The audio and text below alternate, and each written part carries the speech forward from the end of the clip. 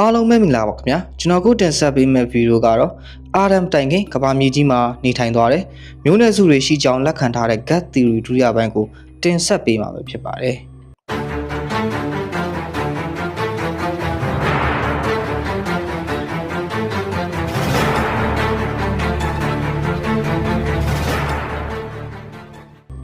gut theory ရတကယ်လို့ဒါဟေဘဲဘာသာစကားမှာ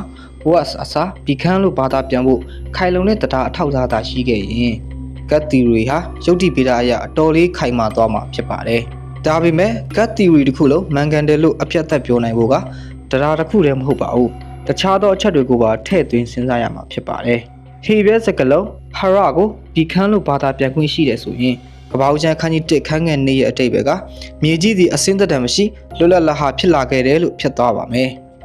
ဒါဟာငကိုကကောင်းမွန်ရာမှာပျက်စီးသွားခြင်းဆိုတဲ့အဓိပ္ပာယ်ကိုဓာတ်ရိုက်တက်ရောက်စေပါတယ်။ဒီလိုဆိုရင် gut theory ရဲ့အဓိကအခြေခံအုတ်မြစ်ဟာအပြည့်အဝခိုင်မာသွားမှာဖြစ်ပါတယ်။ဒါပေမဲ့ကြံရှိနေသေးတဲ့စိန်ခေါ်မှုများစွာရှိနေပါသေးတယ်။တရားပိုင်းခိုင်မာသွားပြီမဲ့ gut theory ကိုအမှန်လို့သတ်မှတ်ဖို့အကြောင်းအရာမင်းကိုတချို့ကိုလည်းဖြေရှင်းဖို့လိုနေပါသေးတယ်။အဲ့ဒါကတော့ကျန်းစာရဲ့တခြားတနေရာတွေမှာအာဒမ်မတိုင်ပြီးပျက်စီးသွားတဲ့ကဘာတစ်ခုရှိခဲ့တယ်ဆိုတာကိုတိတိကျကျဖော်ပြထားတဲ့ကျမ်းပိုက်မရှိသလောက်ရှားပါတယ်။နောက်တစ်ခုကသေခြင်းတရားပါပဲ။သေခြင်းတရားဟာခရစ်ယာန်ဓမ္မပညာအရအပြစ်ကြောင့်သေခြင်းရောက်လာတာဖြစ်ပါတယ်။ gut theory ကအာဒမ်အပြစ်မကျခင်ဒိုင်နိုဆောတွေကတန်းနဲ့ချီသေဆုံးခဲ့တယ်ဆိုတာယောမခန်းကြီး9ခန်းငယ်7မှာပါတယ်။အာဒမ်ကြောင့်သေခြင်းရောက်လာတယ်ဆိုတဲ့အချက်နဲ့ဘလို့ညှိရမလဲဆိုတာစိန်ခေါ်မှုရှိနေသေးပါပဲ။ gut theory ရဘုရားသခင်ဟာအဆောက်အဦမှာကဘာကြီးကိုဖျက်ဆီးနေတဲ့ပုံစံနဲ့မဖန်ဆင်းပါဘူး။ဟေရှာခန်းကြီး45ခန်းငယ်18ရာဘုရားသခင်ကမြေကြီးကိုအချင်းဤသက်သက်ဖန်ဆင်းတော်မူသည်မဟုတ်လို့ဆိုရပါတယ်။ဒါကြောင့်အဆောက်အဦမှာကဘာကြီးကလှပပြီးစနစ်တကျရှိနေခဲ့ပါတယ်။တချို့သောကျမ်းစာပညာရှင်တွေကအာဒမ်မတိုင်ခင်ကဘာကြီးကိုလူစီဖာကအုပ်ချုပ်ခဲ့တယ်လို့ယူဆပါတယ်။ရေစက်ကြီးလခန်းကြီး28ခန်းငယ်7မှ15ကိုသူတို့တွေကကိုးကားလေးရှိပါတယ်။လူစီဖာကဟေရှာယခန်းကြီး14ခန်းငယ်7မှ15ကျမ်းပိုက်အရာ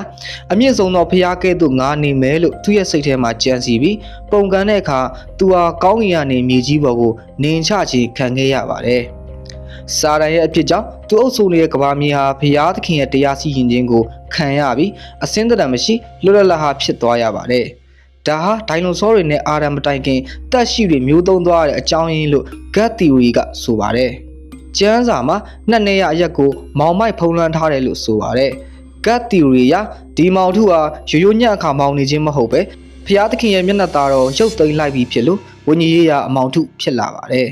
။စာရန်ကျဆင်းလာတဲ့အတွက်ကဘာကြီးဟာအမောင်ထဲမှာပိတ်မိနေတာဖြစ်ပြီးအငယ်3မှာအလင်းဖြစ်စေလို့ဖျားသခင်မိတ်တော်မူတာဟာဒီမောင်ထုကိုပြန်လဲတိုက်ထုတ်လိုက်တာလို့ယူဆကြပါတယ်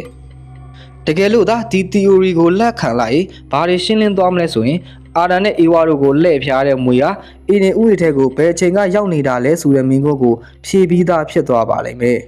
။နောက်ပြီးနတ်ဆိုးတွေဆိုတာအာဒမ်မတိုင်မီပျက်စီးသွားတဲ့ကဘာမြေကြီးကတက်ရှိတွေရဲ့ဝိညာဉ်ဖြစ်တယ်လို့အချို့ကယူဆကြပါတယ်။ gut theory ရဘုရားသခင်ဟာကဘာဦးခန်းကြီး1ခန်းငယ်10မှာဘာရာဆိုတဲ့စကားလုံးကိုသုံးပါတယ်။ဒါဟာဘာမှမရှိရကနေအသစ်ဆက်ဆက်ဖန်ဆင်းတာကိုဆိုလိုပါတယ်။ဒါပေမဲ့နောက်ပိုင်း6ရက်တာဖန်ဆင်းခြင်းမှာတော့အာစာသွဲစကလုံးကိုအသုံးများပါတယ်။ဒါရှိပြီးသားအရာဝတ္ထုတွေကိုအသုံးပြုပြီးပြန်လည်ပြုပြင်တာလို့အဓိပ္ပာယ်ရပါတယ်။6ရက်တာကာလဟာအသက်ဆက်ဆက်ဖန်ဆင်းတာမဟုတ်ပဲပျက်စီးသွားတဲ့ကဘာဟောင်းကပစ္စည်းတွေကိုသုံးပြီးပြန်လည်ပြုပြင်တိစောက်ခြင်းဖြစ်တယ်လို့သူတို့ကယူဆကြပါတယ်။နောက်တစ်ချက်ကအင်္ဂလိပ်ကျမ်းစာရဲ့ King James Version ရဲ့ကဘာဦးကျမ်းခန်းကြီး1ခန်းငယ်28မှာ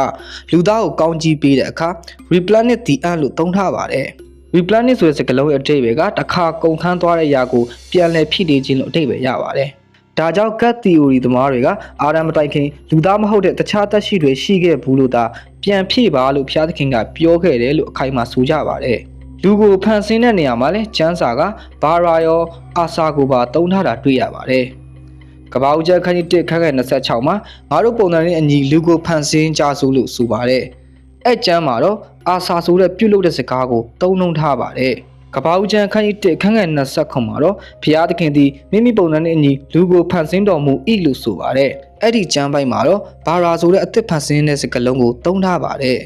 နောက်ပြီး God theory ကိုလက်ခံတဲ့သူတွေနဲ့ရက်အပ် creationism ကိုယုံကြည်ကြသူတွေကြားမှာအဓိကညှင်းခုန်ရတဲ့အချက်တွေပေါ်ပေါက်လာခဲ့ပါတယ်။ God theory ကိုလက်ခံတဲ့သူတွေကတော့အာဒမ်မတိုင်ခင်ဒိုင်နိုဆောတွေတည်ဆုံးခဲ့တာကိုလက်ခံဖို့အတွက်တေခြင်းဟာလူသားတွေအတွက်ပဲလို့ယူဆကြပါတယ်။သူတို့ကိုးကားတဲ့ကြမ်းချက်ကတော့ယောမခန်းကြီးငါခန်းငယ်စနစ်အဖြစ်တရားသည်တယောက်သောသူအဖြစ်ဤလောကသို့ဝင်၍အဖြစ်တရားအဖြစ်တေခြင်းတရားဝင်ရောက်သည်နှင့်အညီလူပေါင်းတို့သည်အဖြစ်ရှိသောကြောင့်တေခြင်းသို့ရောက်ကြရသည်။ဒီကြမ်းချက်မှာတေခြင်းတရားဟာလူပေါင်းထံသို့ရောက်တယ်လို့ပဲအတိအကျဆိုထားပါတယ်။ဒါပေမဲ့ရက်အပ် creationism ကိုလက်ခံကြတဲ့သူတွေကတော့ယောမခန်းကြီးရှေ့ခန်းက20ကျမ်းပိုက်ရှိဤလောကတနိုင်ငံလုံးသည်ယခုတိုင်အောင်တညီတညွတ်တဲ့ညီတွား၏ဆင်းရဲခြင်းဝေဒနာကိုခံရသည်ဟုငါတို့သိကြ၏ဆိုတဲ့ကျမ်းပိုက်နဲ့ပြန်လည်ခြေပကြပါတယ်။သူတို့ရဲ့အဆိုပြုချက်အရအာရန်အပြစ်ကြတဲ့အခါလူသားတင်မကပဲဘုရားသခင်ဖန်ဆင်းထားတဲ့တဘာဝလောကကြီးတစ်ခုလုံးဟာပျက်စီးခြင်းအောက်ကိုရောက်သွားရတယ်လို့ဆိုပါတယ်။ယနေ့ခေတ်မှာတော့ God theory ကိုခရစ်ယာန်ယုံကြည်သူများအသုံးပြုလာတာနည်းပါးလာခဲ့ပါပြီ။